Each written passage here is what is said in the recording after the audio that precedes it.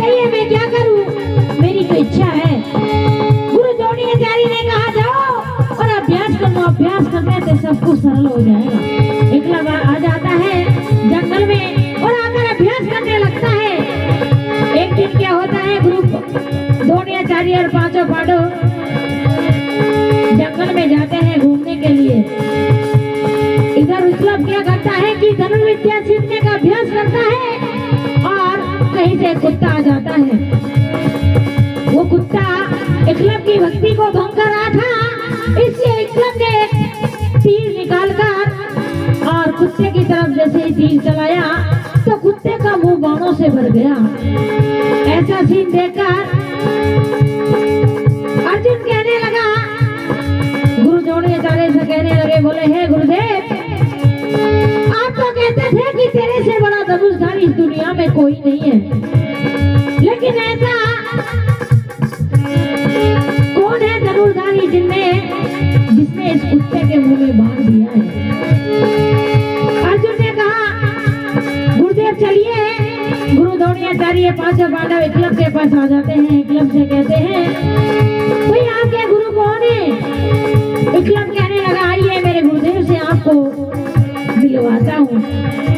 क्या हुआ, जब गुरु द्रोणाचार्य मना कर देते हैं, एकलव्य आते हैं, तो एकलव्य आते ही एक मिट्टी की मूर्ति बना लेते हैं गुरु द्रोणाचार्य की और उसको ही गुरु मानने लग जाते हैं।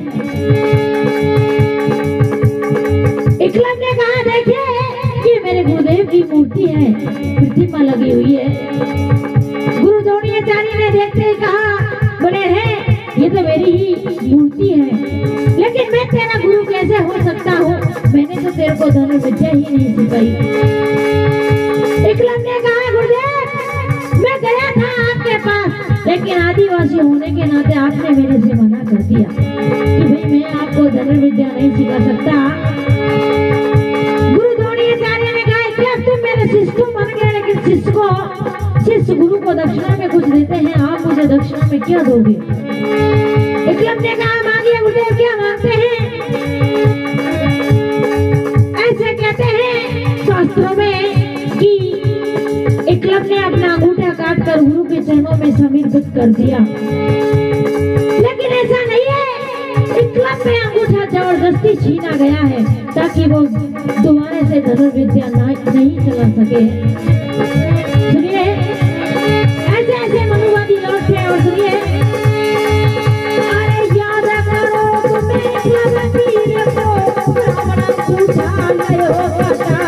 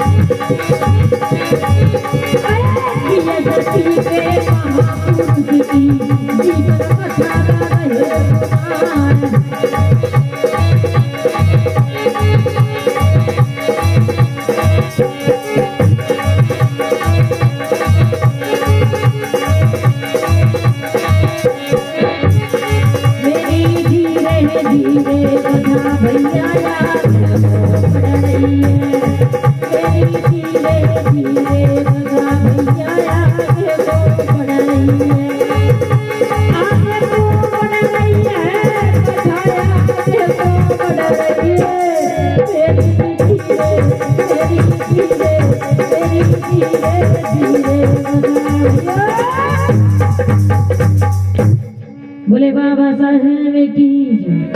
देखें बाबा साहब का जन्म कहाँ होता है, किस परिवार में होता है, आइए आपको सुनाते हैं, सुनिए।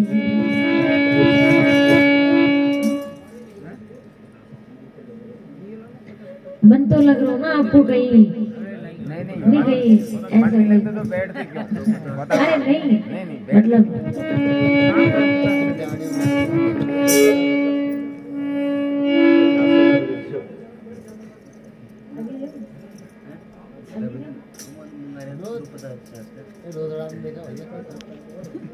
खास इंदौर चावली जन्म बहुबार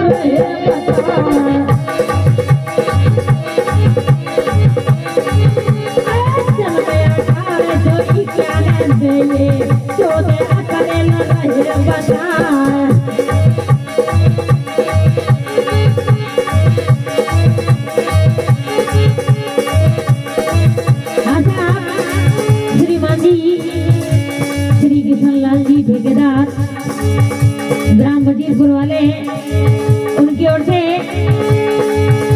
51 रुपए हमारे ढोलक उस्ताद जी को और गाने वाले को सेपरेट दिए जाते हैं। गुरु महाराज इनका अंत से भंडार भरे। अरे जिला रे खास हिंदोर चांदी चलो हुआ है बताया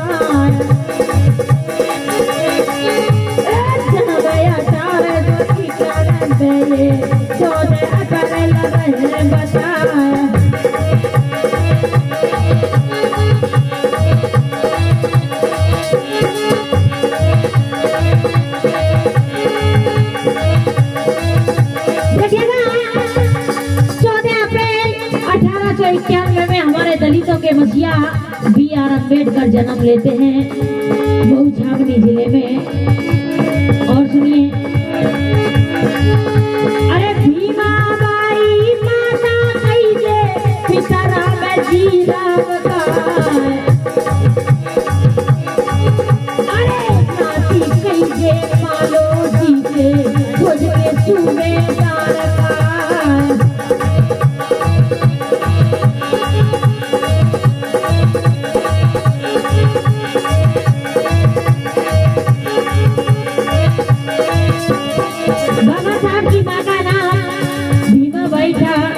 पिता का नाम रामजी राव था। बाबा साहब के दादा का नाम था मालोजी सुखपाल।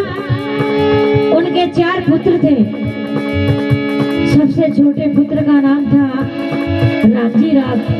रामजी राव के बाबा साहब 14वीं संतान थी। और सुनिए, अरे सुंदर रूप भीम को कहिए मस्तिका तो रहे दिखाए।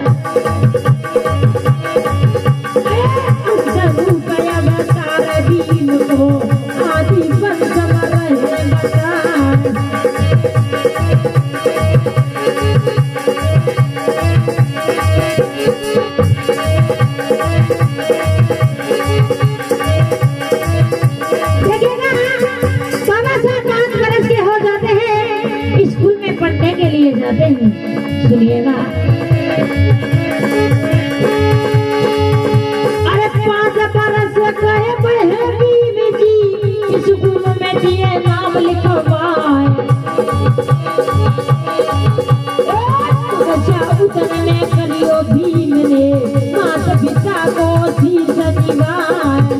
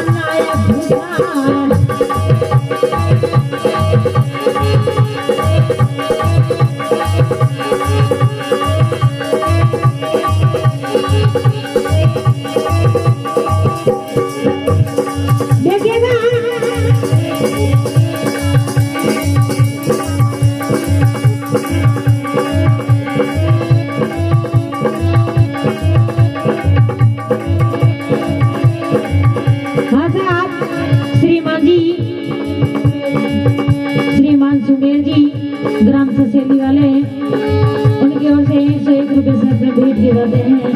गुरु महाराज उनकी मनोकामना पूर्ण करें। अरे मेरे लिया फिर कुछ भी करोगे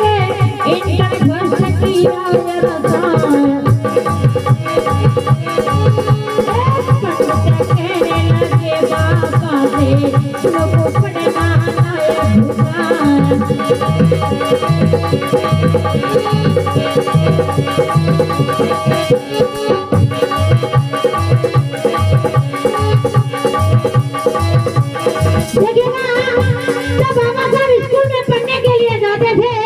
ब्राह्मण लोग क्या कहते थे, बोले हे अम्बेडकर, अरे तुम्हें पढ़ने का अधिकार नहीं है, तुम्हें तो शिक्षा ग्रहण नहीं करनी चाहिए। लेकिन बाबा साहब क्या जवाब देते हैं, उनकी बातों का सुनिए। अरे इतनी सुनकर भीमराव ने पंडित से कहीं सुना,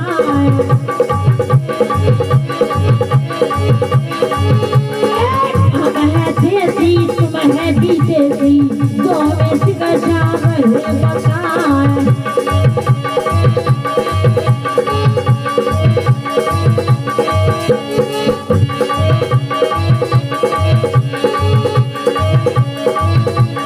बाबा साहब कहने लगे, बोला तुम्हें ये बताने की जरूरत नहीं है कि शिक्षा ग्रहण करने का अधिकार किसे है। अरे हम भारत के मूल निवासी हैं, क्योंकि सब लोग बाहर से आए हुए हैं, ब्राह्मण जो बाहर से आए हैं। सुनिए और क्या कहते हैं बाबा साहब। अरे घुड़की दे गई भीमराव ने, कटत का तीर हो दबाया, पद पर सांस टूटने लगी, मुंह का झूठ बंद हो जाए।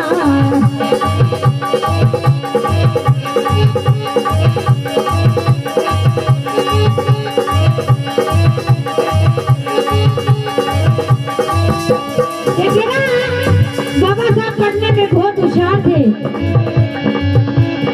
जब बाबा साहब पढ़ते थे तो ब्राह्मण लोग बाबा साहब की किस तरीके से चर्चा करते थे गांव में, सुनिए। अरे ब्राह्मण चर्चा करे आपस में, वो नहारे काल के दिखलाए,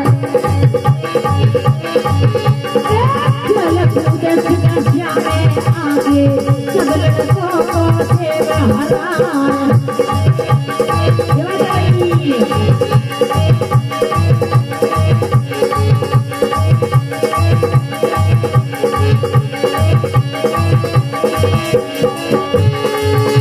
एक बार क्या होता है कि साउथ अफ्रीका में कुश्ती का दंगल होता है।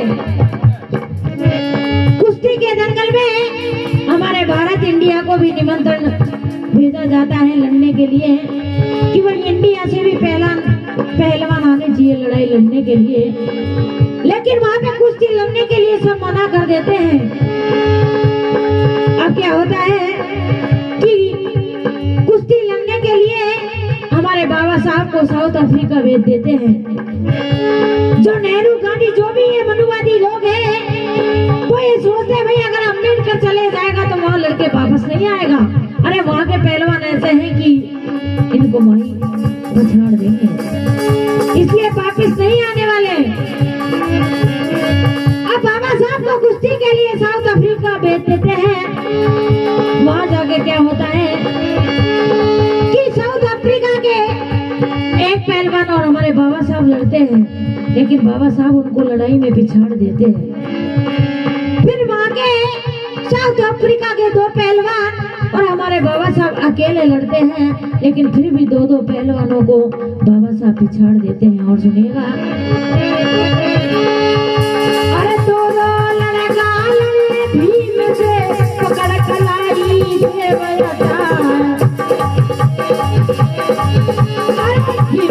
हारी सब लड़कों ने जो प्यारी रूप दिखाया।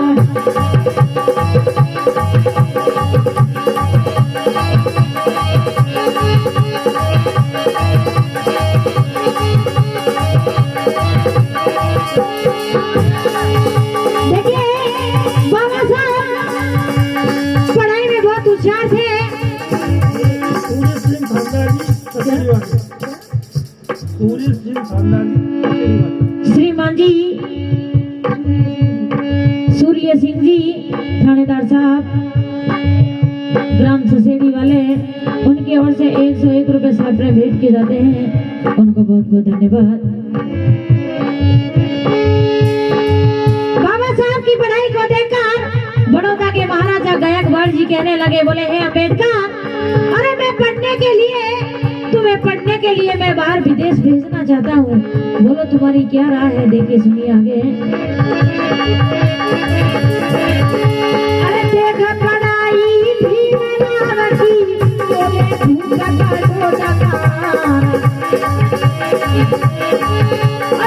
अमेरिका पढ़ने के है काजे, क्या इच्छा है भी तुम्हारा।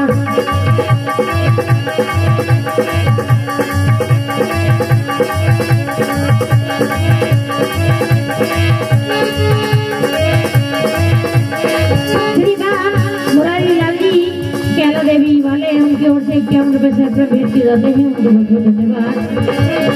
मेरी धीरे धीरे कथा भैया को बढ़ाई है, मेरी धीरे धीरे कथा भैया को बढ़ाई है, आगे को बढ़ रही है कथा आगे को बढ़ रही है। मेरी धीरे धीरे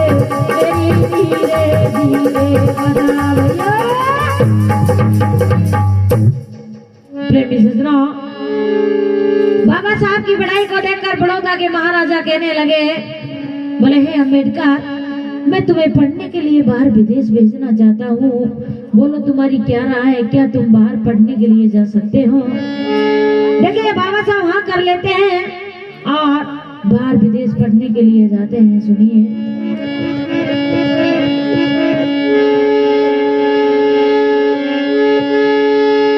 अरे इतनी सुनकर भी मेरा मन खाली भरी भी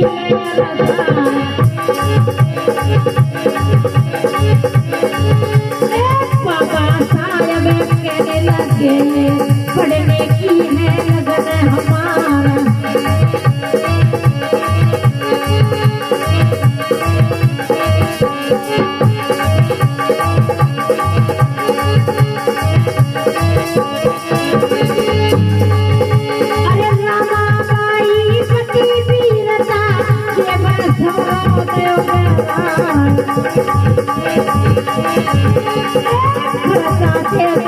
महाराज ने अमेरिका को दे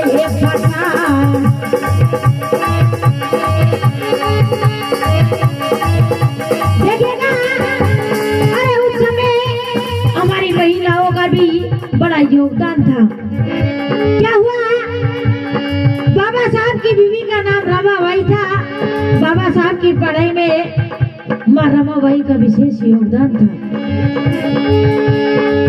जब बाबा साहब बाहर पढ़ने के लिए जाते हैं, विदेश पढ़ते हैं, तो माँ रमाबाई क्या करती है, अरे मुंबई की गलियों में गोबर बीनती थी और गोबर से कंडे बनाती, उन्हें बेचती और उनसे पैसे कमाती। उन पैसों से आधे पैसे बाबा साहब के पास भेजती और आधे पैसों से अपने घर का खर्चा चलाती थी। लेकिन फिर भी बाबा साहब चिट्ठी लिखते हैं और कहते हैं, हे रमा, मुझे पता है कि तू कितनी मेहनत करती है, मेहनत कर पैसे कमाती है। अरे आधे पैसे मेरे पास भेज देती है, आधे पैसे से अपने खर्चा चलाती है। लेकिन फिर भी है रमा, मैं यहाँ एक टाइम नाश्ता कर भी पूरे दिन को गुजार लेता हूँ। अगर हो सके तो मेरी पढ़ाई के लिए तुम और पैसे भेज देना।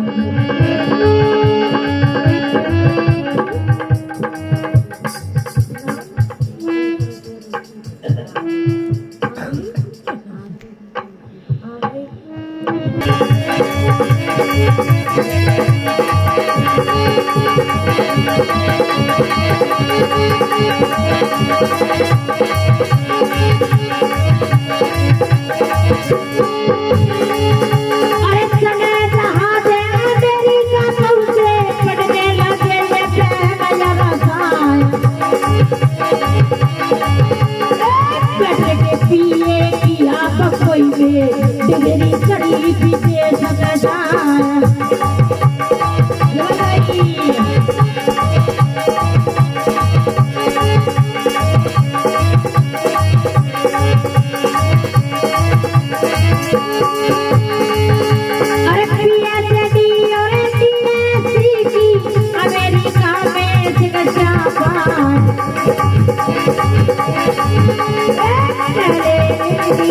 तेरे डिग्री बारे डला पास करान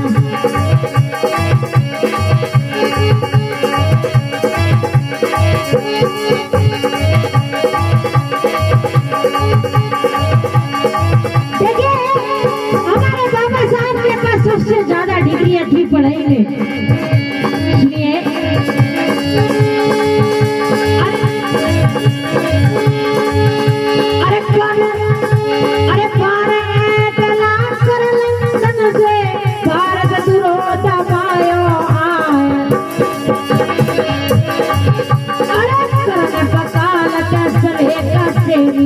बाबा साहब मन में हर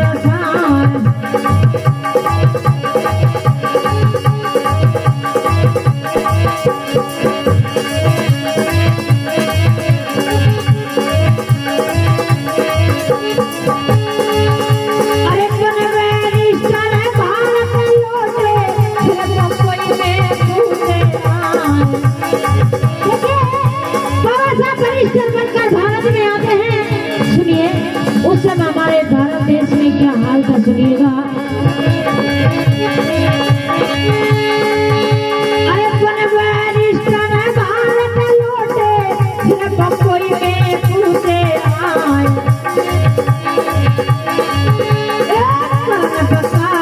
चले जी कचेरी बाबा साहब मन में हर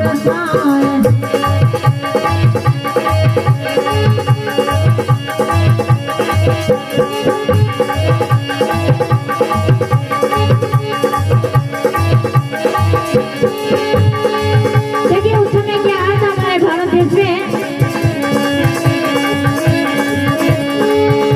अरे छूत का भूत चढ़ा भारत पे इसका हाल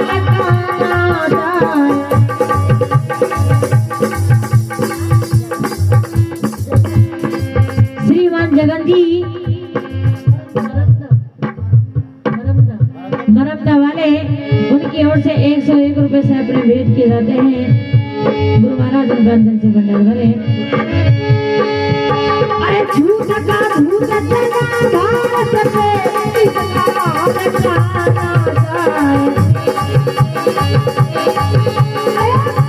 जोड़े करे गली पे आया बाबा हमारी करो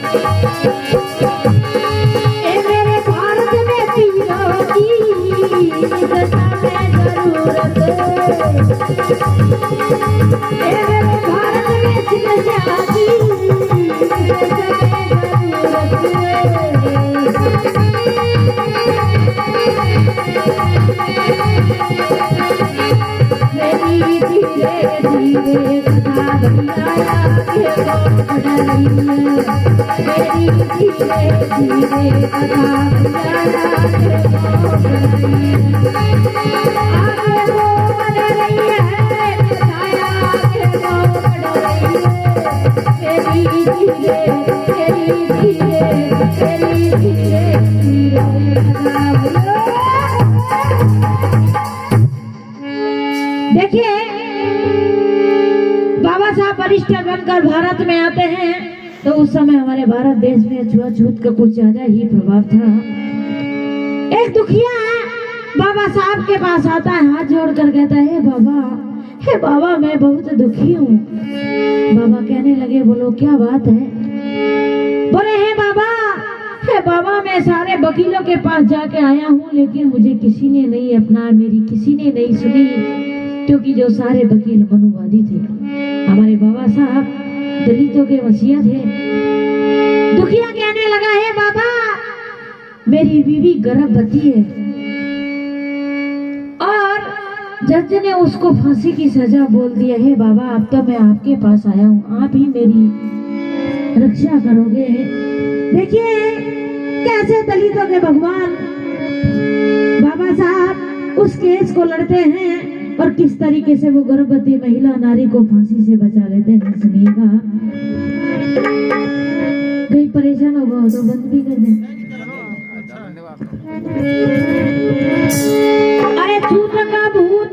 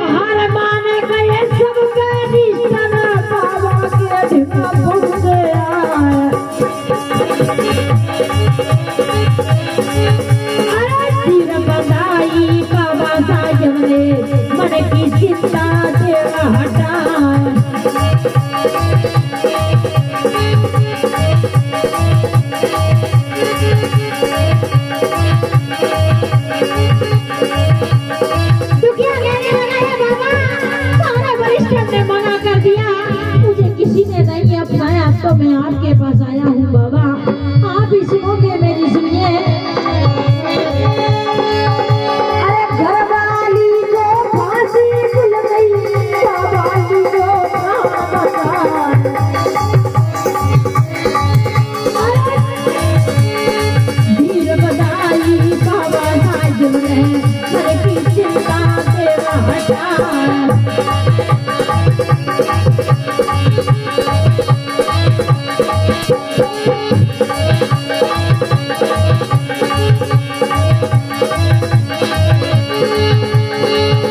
अरे 8 दिना की मोल में लेके दिन तारीख बताई जाए।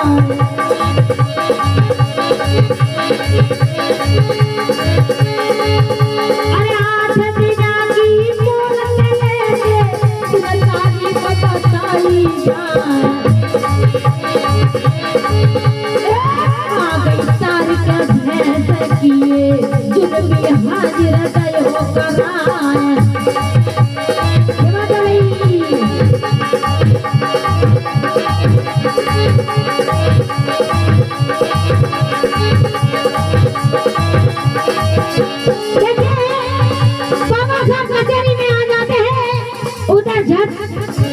तो गर्भवती महिला नारी को फांसी की सजा सुना देते हैं। सुनिएगा आगे।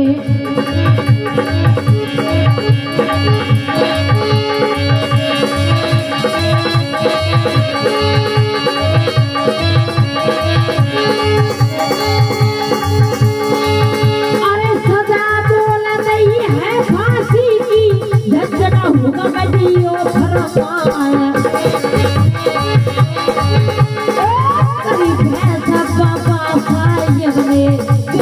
फांसी देवा लगाया।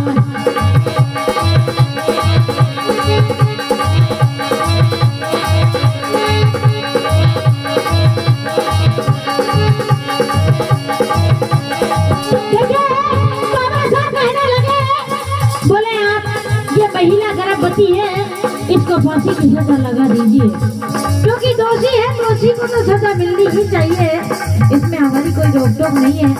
आप फांसी की सजा सुना दी है तो फांसी लगाइए। लेकिन सुनिएगा क्या कहते हैं बाबा साहब। अरे गर्भवती महिला नारी को कैसे फांसी देवा लगाया। पेट का बच्चा मर ना जावे, कतरी को फांसी देवा लगाया।